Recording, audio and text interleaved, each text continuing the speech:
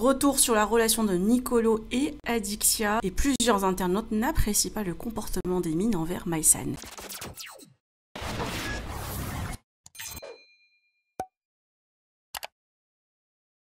La diffusion de La Villa des Cœurs Brisés a débuté cette semaine et déjà les réactions fusent.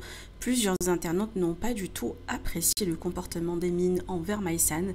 Face aux critiques, Maïsan a pris la parole en story et a reconnu qu'elle était en partie fautive. Elle explique s'être dévalorisée, voulant à tout prix le récupérer, au point de ne pas voir que le comportement de son ex avec elle était tout simplement horrible. De son côté, Nicolo est de retour dans le sud après avoir passé une semaine avec Adixia en Belgique. Il a même partagé une story drôle montrant une scène de ménage entre eux. Le candidat avoue qu'elle lui manque énormément et que leur relation à distance est très compliquée. En ce moment, Adixia mixe beaucoup et enchaîne les déplacements, que ce soit en France ou en Belgique. Malgré tout, Nicolo se dit fier de partager sa vie avec elle. Et vous, que pensez-vous des premiers épisodes de La Villa des Cœurs Brisés et du comportement d'Emin envers Maïsan? Dites-moi tout en commentaire et n'oubliez pas de liker la vidéo et de vous abonner à la chaîne. Non mais par contre, je vous jure, de voir les épisodes, c'est une deuxième thérapie. Genre de voir, en fait, moi quand j'étais dans la situation, c'est comme si j'avais la tête dans le guidon, je voyais pas.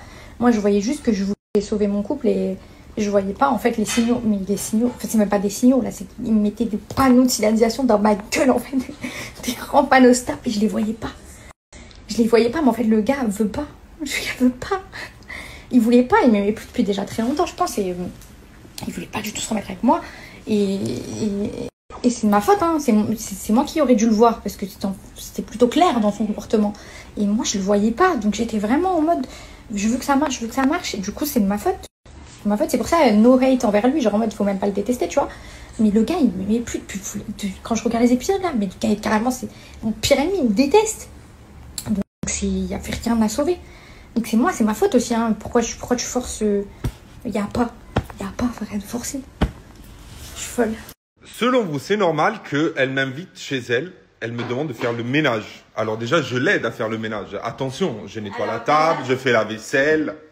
Mais là, elle me demande de faire les fenêtres. Pas, s'il vous plaît, il dit des conneries. J'ai dit, il est grand, il peut atteindre le sommet des fenêtres. Voilà, non. Du coup, tu m'as demandé de faire les fenêtres. Bah, c'est pas grave, je me suis débrouillée parce que j'ai pas besoin d'homme dans ma vie. Pas besoin de Nico, moi. Non mais, quelle idée de faire les fenêtres maintenant? Il y avait des crottes de mouches. Mais les crottes de mouches, elles sont là depuis 2000 ans. Il n'y a pas d'heure chez moi pour le ménage. C'était comme ça. Un pète au casque. C'est une grosse arnaque. Je me suis mis en couple avec une femme cassée. Cassée de la vie. Encore avec son Ajax. Pas possible. Comment tu fais celle de l'intérieur? Mon cœur, mais à quelle heure tu vas me demander à 21h presque de faire les fenêtres? Là, en fait, elle va partir à Béziers demain parce qu'elle a une date. Puis, elle va aller à Paris parce qu'elle a des rendez-vous à Paris. Et puis, elle repart quelques jours en Espagne parce qu'elle a une date à Lloret del Mar. Et en fait, moi, je voulais la suivre, mais en vrai, ça devient compliqué. Par exemple, là, moi, j'étais en Belgique avant-hier. Je suis resté une petite semaine en Belgique. Puis, je suis rentré à Milan. Et puis, de Milan, en fait, je suis arrivé à la maison à minuit parce qu'en fait, je rentre à Bergame. Parce que moi, je prends pour aller à Charleroi, à Bruxelles.